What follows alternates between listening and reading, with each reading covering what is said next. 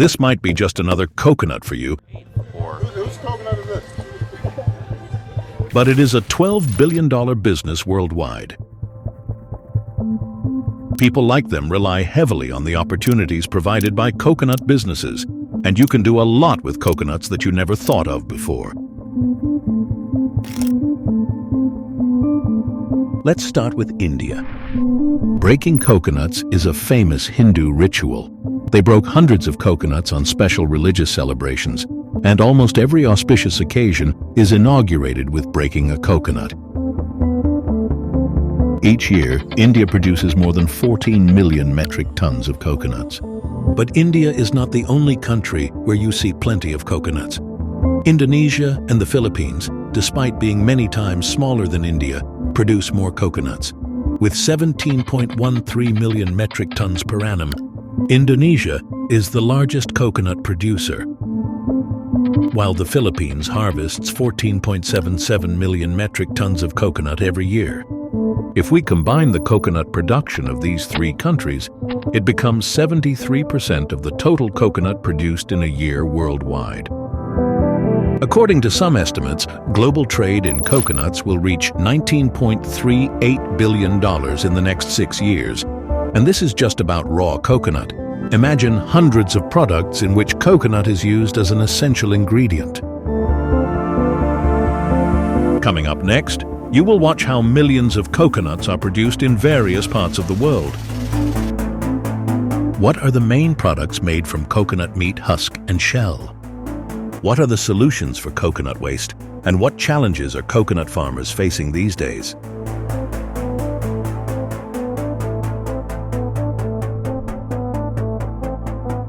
Coconut is mainly a fruit from the tropical regions of Southeast Asia. Its early dispensation to other parts of the world is still an unsolved question. But thanks to trade and technology, there might be no place where people could not recognize this fruit today. Interestingly, demand for coconut in Western countries has increased significantly in the last couple of years.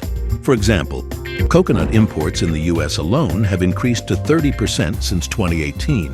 One reason is the overwhelming marketing. Companies are selling it as a superfood and have successfully launched various products made from coconut. Some health experts believe that coconut may have many health benefits, but it is not a superfood as it is being sold. For a coconut farmer, the rise in coconut demand means more coconut trees to grow. It is not an easy task. Typically, a coconut tree takes 5 to 6 years to be able to start flowering and give fruits. In addition to that, 9 more months are required for a newly born fruit to mature into a fully grown coconut. This is not all because a coconut tree can produce 30 or more coconut fruits once a year. Moreover, after 15 years, a coconut tree attains full maturity to produce maximum yield. There are primarily 2 types of coconut plants: dwarf and tall coconuts. General dwarf coconut trees are smaller in stature, and they start bearing coconuts in 2 to 4 years. On the other hand, tall coconut trees take 5 to 9 years. They can produce for 90 to 100 years compared to 25 to 30 years of coconut production by dwarf trees. Both types of coconut trees have different qualities, therefore producing a new tree from both yields the desired results. Hybridization is the process of creating a new seed by combining characteristics of both dwarf and tall coconuts. In order to do that, the male flowers are removed from the coconut trees. You may be surprised to know that coconut trees have both male and female flowers. The removal of male flowers is known as emasculation. For the record, the coconut expert engraves the date of the emasculation on the tree. They will regularly check this tree for the next 3 weeks. A little drop of nectar will appear on the female buttons. It indicates that the female buttons are now mature enough for pollination. Companies like DJ process the pollen from special tall trees and supply it to the farmers. An expert gently applies the prepared pollen with a brush to pollinate the female buttons.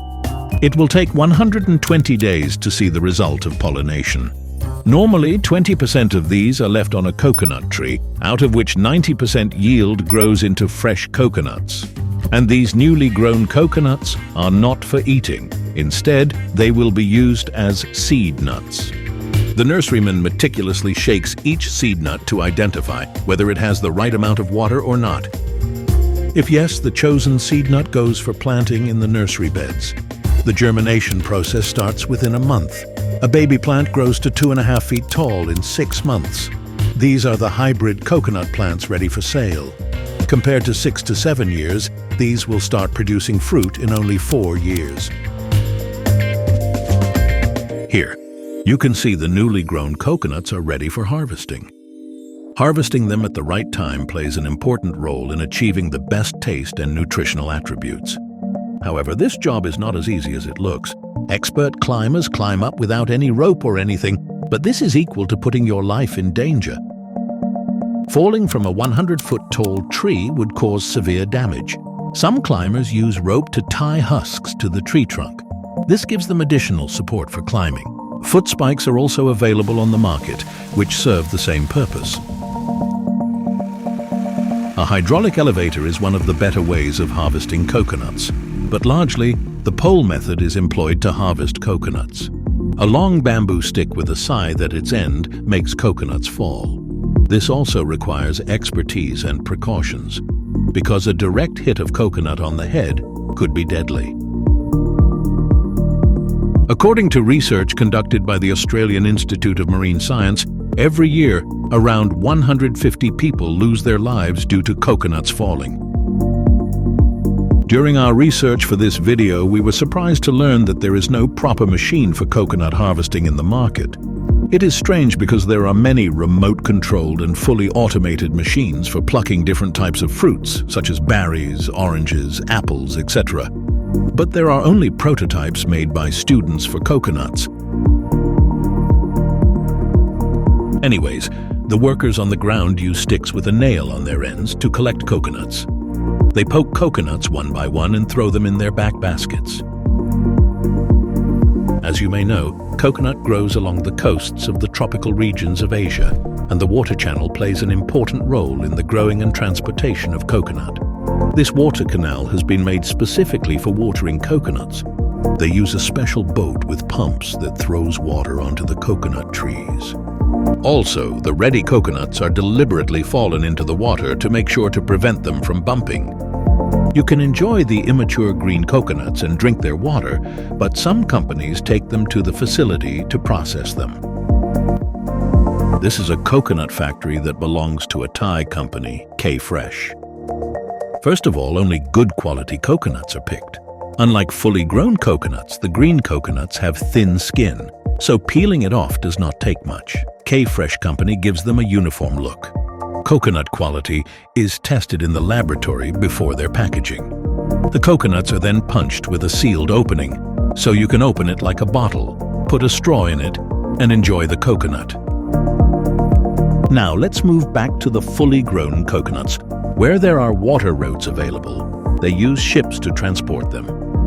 However, the mature coconuts have a bulky outer cover, which is called husk. It is removed before loading the coconut on the boat to reduce the bulkiness, so more useful parts of coconut can be transported. On the other hand, mature coconuts are used for a wider range of products, including coconut oil, desiccated coconut, coconut flour, coconut milk, coconut cream, etc. Some factories have a special port facility to receive these coconuts directly from the laden boats. Sambu Group is one of them. The company has installed special equipment to unload the loaded boats. But this is not the case everywhere. This viral clip from a ship terminal presents a worrisome situation. The coconut husk is also not thrown away. Instead, it is transported to a separate facility to make a number of products, such as husk rope, husk mat, husk cooler, and husk peat, to name a few. First of all, the husk is crushed through a series of processes. Crushing it results in the separation of the husk coir and the husk pith.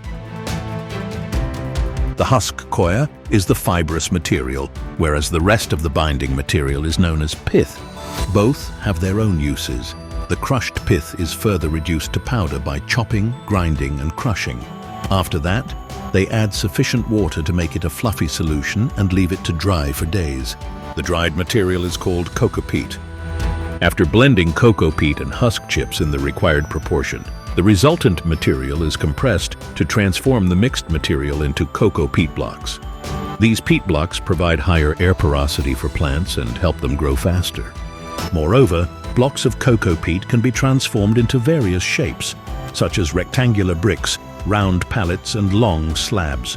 Cocoa peat grow slabs are quite popular among tomato, cucumber, pepper, herb, and cannabis growers.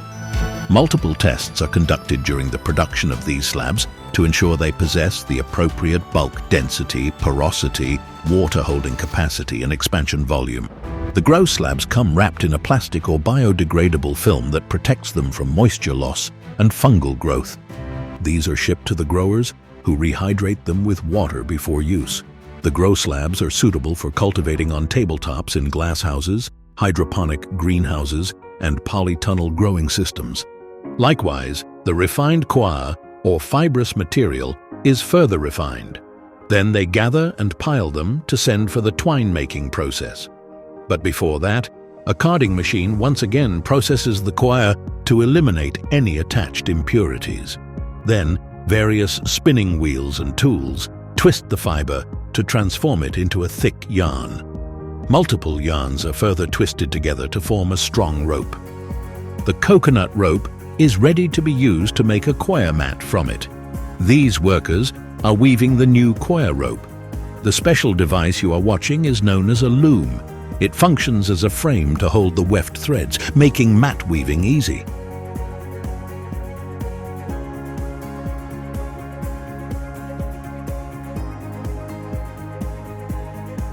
India has found a new use for these coconut mats. The National Rural Roads Development Agency of India used coir mats in rural road construction. These mats are laid above the subgrade after the compaction. With reinforcing and drainage characteristics, it acts as a physical separation layer between the aggregate and the subgrade soil.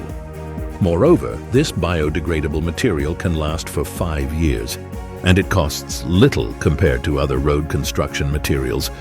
This is why they consider it best for building roads around the village.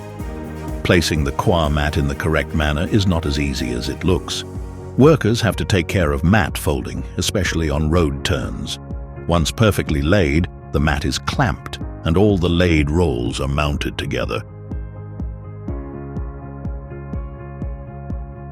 Next, workers and machines together place building material over the coir mat to prepare the subbase of the road. Then, rollers give the road 100% compaction.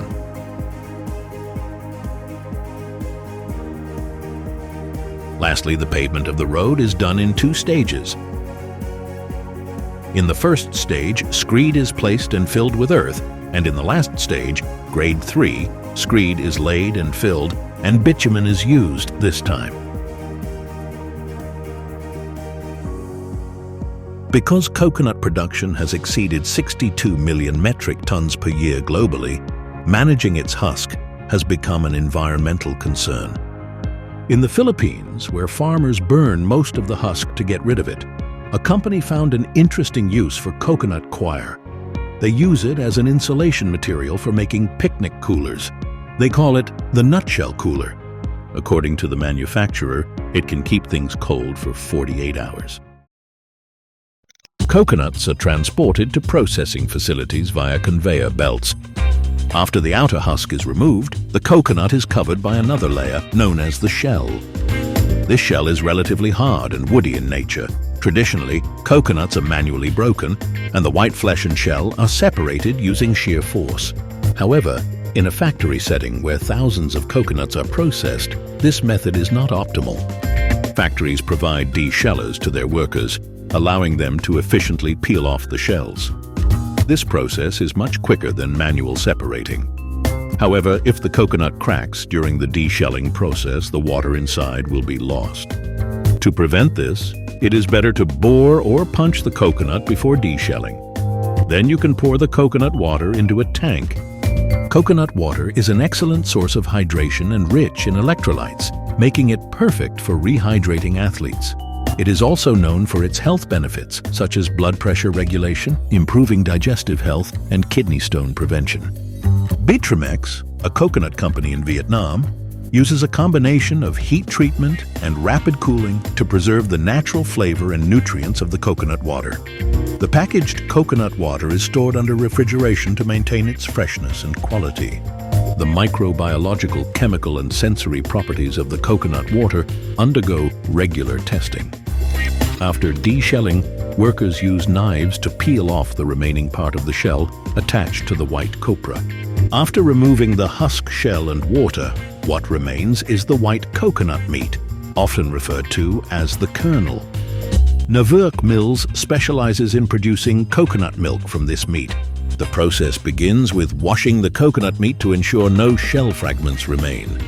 Next, the kernel is reduced to flakes using specialized machinery, which are then mechanically pressed. By soaking the shredded coconut in boiling water and straining off the solid pulp, coconut milk is extracted. The fat and oil content of the final product can be adjusted by varying the amount of water added during the extraction process. Some companies also incorporate stabilizers to prevent the liquid from separating, resulting in a smooth, uniform, milk-like consistency. Coconut cream, while similar to coconut milk, contains more fat and less water as it is made from the pressed coconut kernel. To ensure food safety and extend shelf life, both coconut milk and cream undergo pasteurization. They are then aseptically packaged in sterile containers to prevent contamination.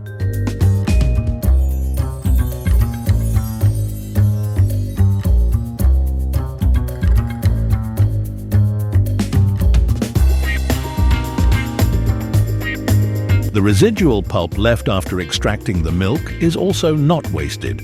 It can be processed into coconut flour by drying and grinding the coconut pulp into a fine powder. This gluten-free, high-fiber flour is perfect for baking brownies, layer cakes, and more, offering a moderate coconut flavor. Additionally, desiccated coconut is produced from dry grated coconut meat, which is sieved to achieve the desired particle size. This product, containing 55% fat, is commonly used in baking and as a topping for desserts. Coconuts are known for having the highest oil content among all oilseeds. Drying the coconut meat reduces moisture content, leading to a significant increase in oil yield, up to 70% in mature coconuts. This high oil content makes mature coconuts the preferred choice for oil production. Coconut oil is not only used in culinary applications, but also has numerous benefits in skin care, hair care, and as a natural alternative for traditional cleaning products. To extract coconut oil, dried coconut flakes are pressed, and the oil undergoes a filtration process to remove impurities. The extracted oil is then settled to separate any remaining solids. For those seeking a higher purity, the oil can be further refined to eliminate additional impurities and unwanted flavors, ensuring a high-quality product suitable for various applications.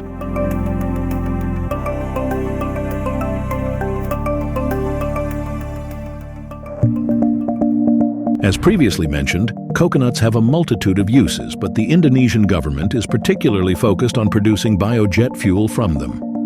According to Reuters, Indonesia conducted test flights using jet fuel partially derived from palm oil in 2019. In 2023, the country successfully completed its first commercial flight utilizing palm oil-blended jet fuel. This milestone involved a Boeing 737 aircraft carrying over 100 passengers on a journey of 550 kilometers, or 342 miles. Coconuts belong to the palm tree family, and using coconut oil could address another issue for Indonesia and other coconut-producing countries. Approximately 20 to 30% of coconuts are deemed unsuitable for edible products and often go to waste. Repurposing these unused coconuts could help Indonesia boost its biofuel production by 7%. However, many coconut farmers are not particularly concerned about this opportunity, as they face their own pressing challenges.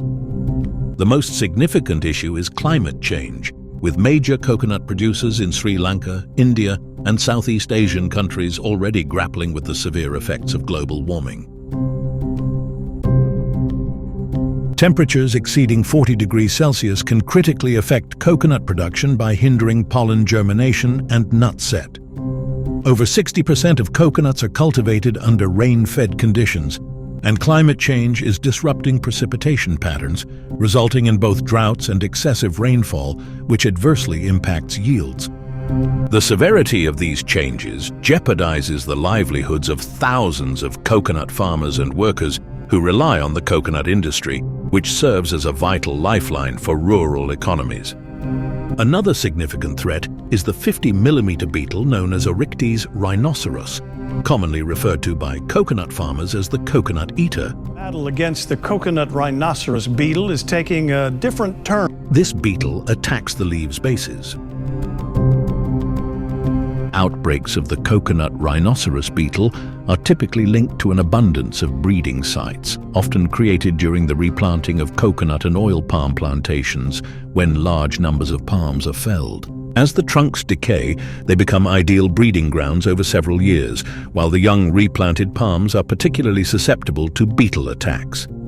Hand-picking beetles from palm axils is a common practice in newly planted oil palm plantations in Indonesia. Additionally, pheromone traps are utilized to control, monitor, and assess the incidence of virus infections within rhinoceros populations. Coconut trees are vulnerable to many other insects and diseases. Their growers confront unprecedented hurdles in meeting the growing demand for this fruit. You learned how many ways coconuts are used. It is nutrient-rich, environment-friendly, and one of the most beneficial fruits on Earth. We hope it will survive the testing times of the current age, as well as the workers who made this possible. Hope you enjoyed this video. We would love to hear your thoughts, so leave a comment below. Take care.